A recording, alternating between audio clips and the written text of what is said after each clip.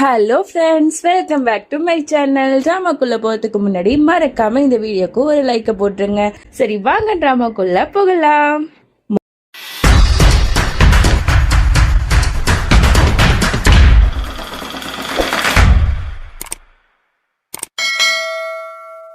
Starting சீன்ல மௌலியை தான் காட்டுறாங்க. அவ வீட்டுக்கு வந்து அவளுக்கு பயங்கர ஷாக்கு. குணால் வந்து சூட்கேஸ் எல்லாம் பேக் பண்ணிட்டு அங்க இருந்து வேகமா போயிட்டு இருக்கான்.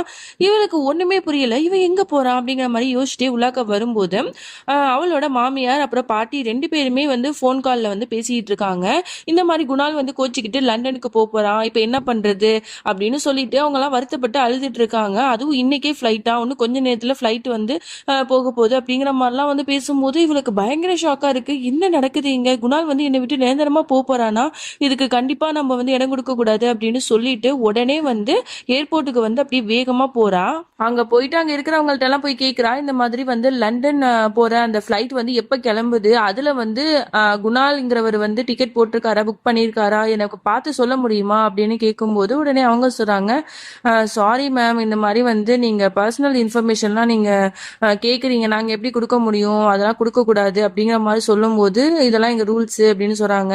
ப்ளீஸ் தயவு செஞ்சு புரிஞ்சுக்கோங்க, அவர் என்னோட ஹஸ்பண்ட் தான், நான் ரொம்ப எமர்ஜென்சியா ஒரு விஷயத்துக்காக தான் கேட்கிறேன் அப்படின்னு சொல்லிட்டு ரொம்ப கெஞ்சி கேட்டோன்னா அவங்களும் பார்த்துட்டு ஆமா இன்னும் 2 மினிட்ஸ்ல வந்து அந்த ஃபிளைட் கிளம்ப போகுது அப்படின்னு சொன்ன உடனே இவளுக்கு பயங்கரமா ஷாக் ஆகுது. ஐயோ அப்படின்னு சொல்லிட்டு வேகமா வந்து ஓடுறா.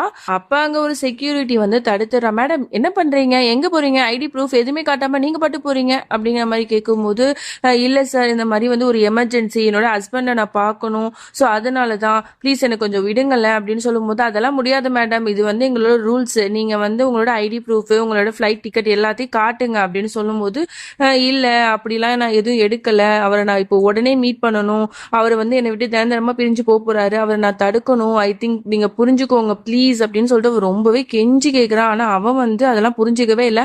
அதெல்லாம் முடியாது மேடம், இப்போ போறீங்களா இல்லையா அப்படின்னு சொல்லிட்டு வேட்டி விட்டுறான். உடனே இவளுக்கு ரொம்ப கஷ்டமா இருக்கு. அப்படியே வந்து இடிஞ்சு விழுந்து அப்படியே வந்து ஒரு இடத்துல உட்கார்ந்துட்டு ரொம்ப வந்து ஃபீல் பண்ணிட்டு இருக்கா. இது வரைக்கும் அவங்க ரெண்டு பேருக்கும் கல்யாணம் ஆனதுலேருந்து அதுக்கப்புறம் அவங்க லைஃப் எவ்வளோ ஹாப்பியா வாழ்ந்திருப்பாங்க அது எல்லாத்தையுமே நினைச்சு பார்த்து ரொம்ப வருத்தப்பட்டு அழுதுட்டு இருக்கும்போது அங்க வந்து பாட்டியும் மாமியாரும் வந்துடுறாங்க. உடனே பாட்டியை பார்த்தோன்னா அவங்க மடியில சாஞ்சு ஓன அழ ஆரம்பிக்கிறா.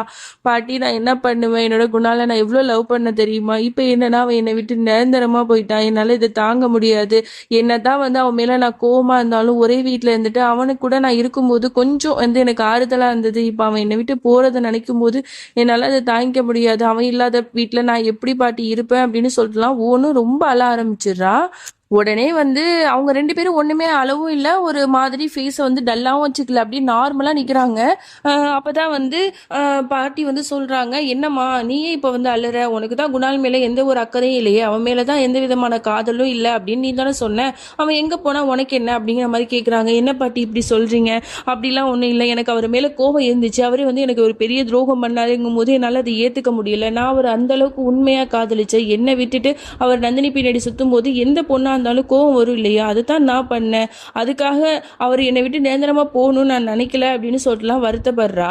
அப்பதான் மாமியார் வந்து ஒரு உண்மையை போட்டு உடைக்கிறாங்க. நீ நினைக்கிற மாதிரி ஒண்ணே இல்ல, அவன் வந்து லண்டன்லாம் போல, அவன் இங்கதான் இருக்க போறான் அப்படின்னு சொன்னோன்னே இவளுக்கு ஷாக் ஆகுது. என்ன சொல்றீங்க, ஆனா நீங்க தானே சொன்னீங்க குணால் வந்து லண்டனுக்கு போறான் அப்படின்னு சொல்லிட்டு நீங்களா பேசிட்டு இருந்தீங்களே, நான் கேட்டேனே, அது மட்டும் இல்லாம குணால் வந்து சூட்கேஸ் எல்லாம் பேக் பண்ணிட்டு வெளில போனானே, அப்ப இதுக்கெல்லாம் என்ன அர்த்தம், எதுக்கு இப்பெல்லாம் பண்ணீங்க அப்படின்னு கேட்க, ஆமா நாங்க போய் தான் சொன்னோம், எதுக்கு இப்பெல்லாம் சொன்னீங்க அப்படின்னு கேட்கும்போது அப்பதான் அவங்க சொல்றாங்க, வேற என்ன பண்ண சொல்ற, நீ வந்து குணால வந்து விரும்பவே இல்லை, அவன் வேணாம், அவனை டிவோர்ஸ் பண்ண போறேன், நீ பிரெக்னன்டான அந்த விஷயத்த கூட அவங்க கிட்ட சொல்லக்கூடாது அப்படி இப்படின்னு சொல்லிட்டு நீ ரொம்பவே கண்டிஷன் வச்ச, ஓ மனசுல குணால் இருக்காங்கிற விஷயம் எங்க ரெண்டு பேருக்கும் நல்லாவே தெரியுமா, அதை வந்து வெளில கொண்டு வரணுங்கிறதுக்காக தான் நாங்க ரெண்டு பேரும் சும்மா நடிச்சு ஒரு டிராமா போட்டோம், நாங்க வந்து போய் சொன்னோம், இப்ப பாரு நீ எந்த அளவுக்கு குணால காதலிக்கிற, இன்னமும் வந்து அவன் மேல உனக்கு வந்து காதல் இருக்கு, அவன் கூட நீ வாழணும்னு நினைக்கிறேங்கிறது இதுலயே நல்லா தெரிஞ்சிச்சுல்ல அப்படிங்கிற மாதிரிலாம் சொல்லும் போது அவளுக்கும் புரியுது. இந்த பாருங்க பாட்டி, என்னதான் இருந்தாலும் நீங்க இப்படி பண்ணிருக்க கூடாது, நான் எதுக்கு வந்து அவர் மேல கோவப்பட்டேங்கிற விஷயம் உங்களுக்கே புரிய மாட்டுது, அவர் வந்து எனக்கு அவ்வளவு பெரிய துரோகத்தையே பண்ணாரு,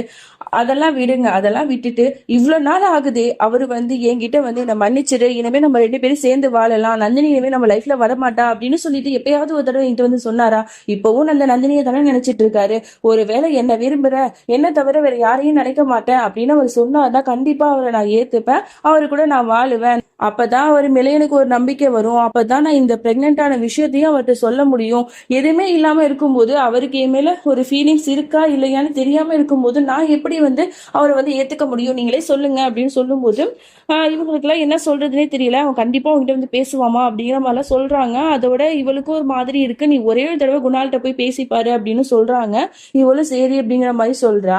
இங்க அப்படியே குணால காட்டுறாங்க. அவன் வீட்ல இருக்கான். அவன் வந்து ஒரு கேமரால வந்து அவன் பேசுறது எல்லாத்தையுமே ரெக்கார்டு பண்ணிட்டு இருக்கான். இந்த பாருமா, நான் உன்னை எந்த அளவுக்கு காதலிக்கிறேங்கிறது உனக்கு நல்லாவே தெரியும். நீ ஏன் இப்படி எல்லாம் என்கிட்ட நடந்துக்கிறேன்னு தெரியல. இப்பெல்லாம் நம்ம 2 பேருக்கும் நடுவுல நிறைய சண்டைகள் வருது. என்னை விட்டு நிரந்தரமா போங்கிற மாதிரி தானே நீ சொல்லிட்டு இருக்க. நான் போயிடுறேன். இனிமே உன் லைஃப்ல நான் திரும்ப வரமாட்டேன். ஆனா எனக்காக ஒரே ஒரு விஷயம் எனக்காக பண்ணு. இன்னைக்கு நைட்டு டின்னருக்கு வந்து நீ வா. நம்ம 2 பேரும் ஒன்னா மீட் பண்ணலாம். நம்ம 2 பேரும் மனசு விட்டு சில வார்த்தைகள் பேசணும் உன் கூட அப்படின்னு நான் நினைச்சிட்டு இருக்கேன். நான் உனக்கு ஆசையா வாங்கி கொடுத்த அந்த ரெட் கலர் saree போட்டுட்டு ஜுவல்ஸ் எல்லாத்தையுமே நான் வாங்கி கொடுத்ததை போட்டுட்டு நீ என்ன வந்து அந்த ரெஸ்டாரண்ட்ல மீட் பண்ணு. நம்ம 2 பேருக்கும் நடுவுல இருக்கிற அந்த மனக்கசப்பை நம்ம அங்கேயே பேசி தீர்த்துக்கலாம். எனக்கு கடைசியா ஒரே ஒரு வாய்ப்பு கொடு. நான் உன்னை ரொம்பவே காதலிக்கிறேன். I love you so much, I miss யூமா அப்படிங்கிற மாதிரிலாம் ரொம்ப உருகி உருகி அந்த ரெக்கார்ட்ல வந்து பேசியிருப்பான். அந்த ரெக்கார்ட் பண்ணதை அப்படியே எடுத்து ஒரு பாக்ஸ்ல போட்டு சாரி ப்ளீஸ் இதை தயவு செஞ்சு வாஷ் பண்ணு அப்படிங்கிற மாதிரிலாம் வந்து அதுல எழுதிட்டு வச்சிருப்பான்.